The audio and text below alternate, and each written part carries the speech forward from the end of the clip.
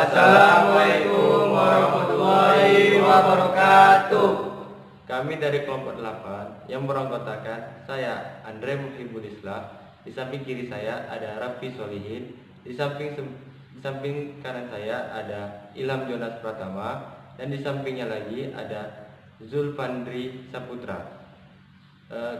Kami akan mempresentasikan hasil diskusi kami tentang data yang mengenai cybercrime. Saya akan menjelaskan tentang apa itu cybercrime. Cybercrime adalah suatu aktivitas kejahatan yang dilakukan oleh penggunanya di dunia maya dengan menggunakan komputer dan jaringan internet sebagai medianya untuk melakukan tindakan kejahatan. Baiklah, di sini saya akan menjelaskan berbagai kasus dalam dunia cybercrime, yaitu Direktorat Tindak Pidana Cyber Barreskrim Polri menerima 3.130 laporan dalam kasus kejahatan cyber sepanjang Januari sampai Juli 2019. Laporan soal penipuan online paling mendominasi, yakni sebanyak 1.243 kasus. Selain itu, berupa penyebaran konten provokatif sebanyak 1.136 konten atau kasus. Yang kedua, pornografi sebanyak 198 kasus. Akses ilegal sebanyak 1.530 kasus. Dan peresetan sistem elektronik sebanyak 126 kasus. Kejahatan cyber ini dibedakan menjadi dua kelompok, yaitu computer crime dan computer crime. Kasus kejahatan cyber yang dilaporkan sebanyak 441 kasus. Adapun kasus dalam dunia cyber selanjutnya yaitu ada kasus komplotan pencuri modus ganjal ATM di dor polisi, yaitu terjadi di Kota Semarang.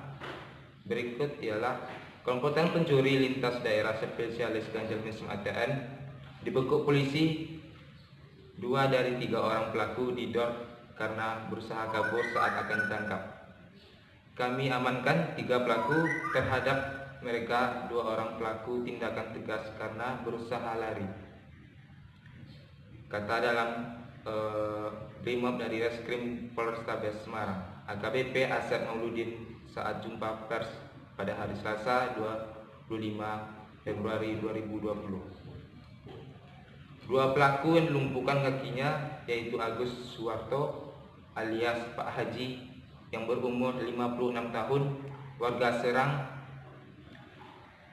Banten, dan Dafrisan Mukhlis yang berumur 31 tahun, warga Lampung Selatan.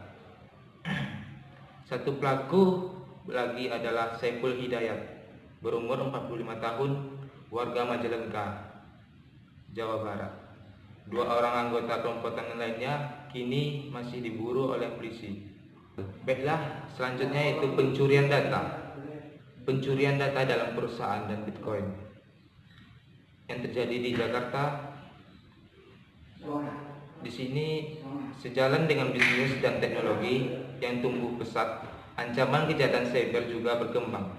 Pelaku kejahatan memanfaatkan teknologi baru untuk mengidentifikasi target dan meluncurkan serangan pada berbagai skala industri. Perusahaan-perusahaan yang belum mengalami serangan cyber dalam 1 tahun terakhir merupakan minoritas. Sebanyak 2/3 dari bisnis menengah atau besar mengalami setidaknya 1 penyusupan atau serangan siber dalam 12 bulan terakhir.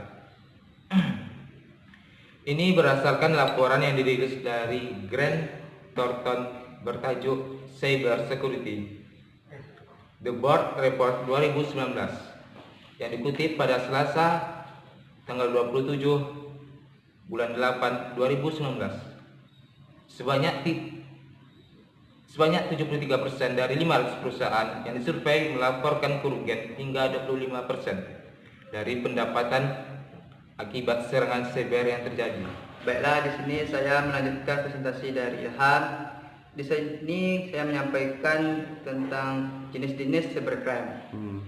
Yaitu ada beberapa akses ilegal, menyebabkan konten ilegal, hacking dan cracking, pemalsuan data, penyalahgunaan kartu kredit, pencurian data, memata-matai, cybercrime dan cybercrime.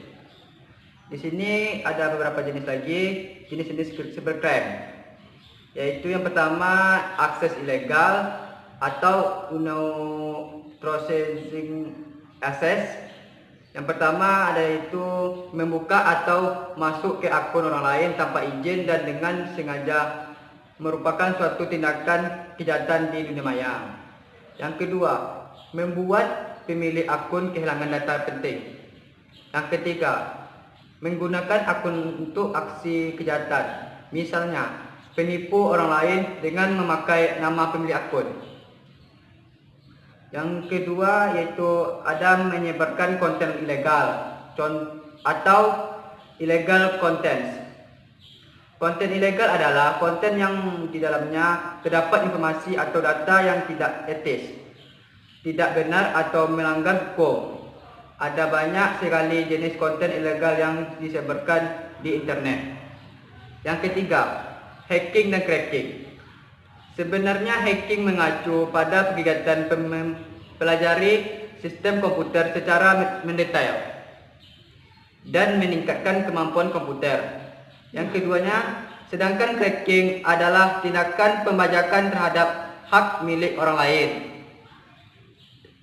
Yang keempat, pemalsuan data atau data forgery merupakan tindakan kejahatan dunia maya dengan pemalsukan data pada dokumen penting yang disimpan sebagai scriptless dokumen di internet. Contohnya, pemalsuan dokumen pada situs imerse yang dibuat seolah-olah terjadi tipe atau salah ketik sehingga menguntungkan pelakunya. Baiklah, saya akan melanjutkan penjelasan dari Zulfandri.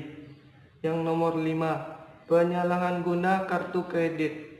Carding adalah bentuk kejahatan di dunia maya di mana pelakunya belanja dengan menggunakan nomor dan identitas kartu kredit milik orang lain. Praktik carding ini merugikan para pemilik kartu kredit yang dicuri datanya. Yang nomor 6, pencurian data. Ini adalah aktivitas mencuri data dari sistem komputer secara ilegal, baik untuk kepentingan sendiri atau dijual kepada pihak lain. Yang nomor 7, cyber squatting. Ini adalah tindakan kejahatan di dunia maya di mana pelakunya mendaftarkan domain dengan nama suatu perusahaan, menjualnya kepada perusahaan tersebut dengan harga tinggi. Selanjutnya, nomor 9, cyber squatting. Ini adalah cyber crime di mana pelakunya meniru atau mengklon situs website pihak dengan tujuan untuk melakukan penipuan atau berita bohong kepada masyarakat. Sekian, terima kasih.